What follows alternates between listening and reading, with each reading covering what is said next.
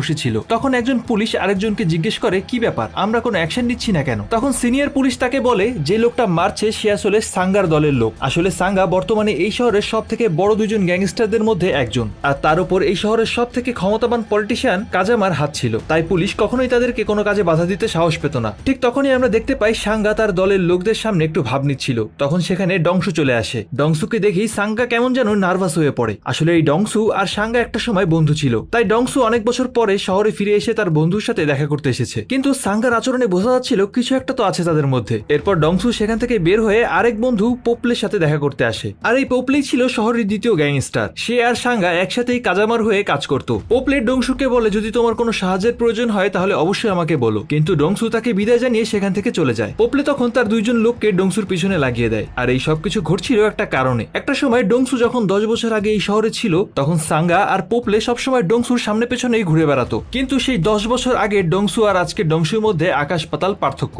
আর এটা দেখেই তার বন্ধুরা আসলে বুঝে উঠতে পারছিল না একসময়ের মাফিয়া কিং এখন কিভাবে এত ভদ্র হয়ে গেল। যাই হোক, এরপর রাত হয়ে গেলে ডংসু সোজা তার বাড়ি ফিরে আসে। তাকে দেখে তার মা অনেক খুশি হয়ে যায়। সেদিন রাতে রান্না করে তার মা নিজের হাতেই তাকে খাইয়ে দিচ্ছিল। খাবার শেষ হলে কিম ডংসুকে বলে, এখানে থাকতে হলে আমার নিয়ম মেনেই তোমাকে থাকতে হবে। এরপর সে ডংসুকে বলে দেয় বাড়ির কি কি কাজ তাকে করতে হবে। এগুলোর কোনোটাই ডংসুর করার ইচ্ছা না থাকলেও বোনের কথা সে চুপচাপ মেনে নেয়। রাতে ঘুমানোর সময় সে নিজেকে নিজেই বলতে থাকে, আমি আর কখনো মদ খাবো না, কখনো মারামারি করবো না, আর কখনো কাঁদবো না। আসলে নিজেকে শান্ত রাখার জন্য ডংসু সবসময় এই 3টে লাইন নিজেকে শোনাতো। এদিকে তখন আজকে সেই পলিটিশিয়ান কাজামার জন্মদিন ছিল, তাই সে শহরে সাধারণ মানুষের সাথে দেখা করতে আসে। সে সবার সামনে খুব হাসি খুশি আর সবার সাথে মিলেমিশে থাকার অভিনয় করছিল। কিন্তু একটু পর নিজের গাড়িতে আসলে